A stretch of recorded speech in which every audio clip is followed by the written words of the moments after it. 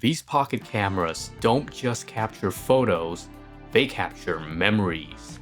Now, I've covered a lot of old digicams on this channel, each bringing a little bit of different personality, and they are definitely compact. Well, the ones I'm about to show you today, they really focus in on that small aspect, and they certainly have a lot to say through their pictures that look more like a misty memory rather than a stale digital photo. I present to you the Konica Dimage series of cameras, by far being one of the most easily pocketable cameras that I own. Let's see if they're more than their size would suggest. If you like the show, help the channel grow with a like and a sub. You're watching Lumerion? Now let's get into it. The first thing that you notice when you see these cameras is that they do not have any protruding lenses. These are one of the first digicams to employ an in-body lens system that we now know as periscope cameras on modern smartphones. All of the optics sit inside of the camera itself even when you use them. And would you look at these designs, like man, these Dimages have some of the best aesthetics of the early 2000s era digicams. No weird blobby bodies with shiny plastics, but rather solid metal shells with underrated colors and a squared off kinda stout looking shape that remains nice to hold. The blue one I have here is the Dimage XT. It is a 3 megapixel model that I luckily grabbed from a clearance bin actually in Japan for barely 2,000 yen. Best 10 bucks I've ever spent, honestly. This navy blue color, it just looks so nice. I really wish modern cameras had more colors rather than just the boring black option. And then you've got this guy, which is the Dimage X50. It's a later model, it's been upgraded to 5 megapixels, and you can turn it on by just sliding out this lens cover over here. That also acts as a small bit of grip for leverage. And like I said, both of these cameras are about the size of a deck of cards. You know that little pocket to the side of your pants that you don't know what it's really for? Well, it's a great place to slip these little cameras in to have with you at all times. These things may have come out back in 2003, but with how small they are, you'd think that they still came from the future, even today. Despite its miniature design, both the XT and the X50 managed to fit in these tiny little EVFs over here. Yes, it's barely the size of a peanut in your eye, but hey, it does help in a pinch if you're out taking pictures on a sunny day. Speaking of those photos, the Dimage X50 here, it seems to have some hazing going on in its lens. So the photos come out with this ethereal glow that honestly works as an awesome base for some amazing color grading in Lightroom. These aren't just photos anymore, I think. They look more like something that comes out of a dream. Just a memory rather than like a normal snapshot you'd expect from a camera. This kind of output just quintessentially captures that vintage vibe that you would expect from these old digicams. And yes, I've managed to capture some of the essence from these cameras into Lightroom presets that you can grab from my Patreon. Go check that out after this video. I'll put it in the description. But if you want like a normal style, well, the files from the XT still have very pleasing color output.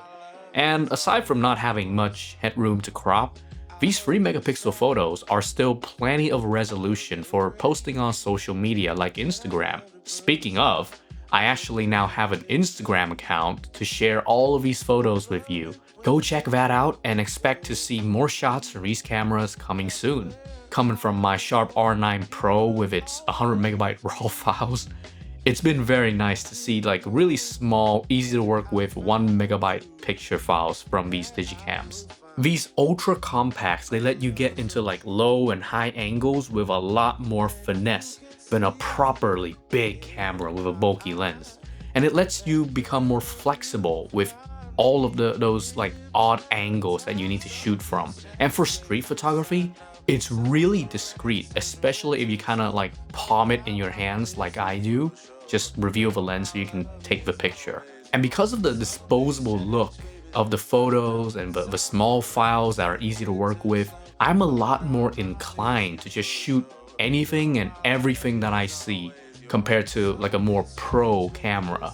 I don't feel like I have to take a good picture all the time. There's none of that pressure to perform, you know? And it just makes me more confident taking photos. And sometimes these sort of more spontaneous shots end up being more memorable, as well as being a nice surprise when I was just blind shooting randomly, you know?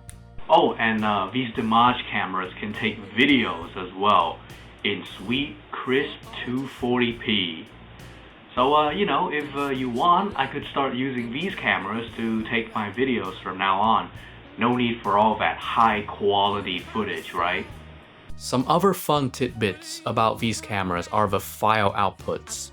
The X50, it gives you standard JPEGs, but somehow on the Dimage XT, they actually give you the option to save TIFF files as well.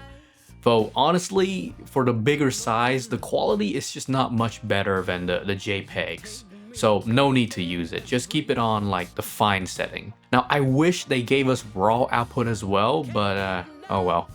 A man can dream. When other camera brands were still using like random proprietary storage like XD cards for Olympus and Fuji, Sony's memory sticks, and God forbid, smart media cards, those were garbage, oh my lord. Konica Minolta adopted the forward-thinking standard SD card, so no need to fuss about and go find like weird cards for this. Just get your old SD card. As long as it's below 2 gigs, you should be fine. Not everything is perfect, of course. The battery life on these cameras are not ideal. Even with a fresh battery replacement, these Dimage cameras get maybe 50 to 70 shots barely before giving up the ghost. Being old digicams from several decades ago, the Dimages only really give you good results in daytime.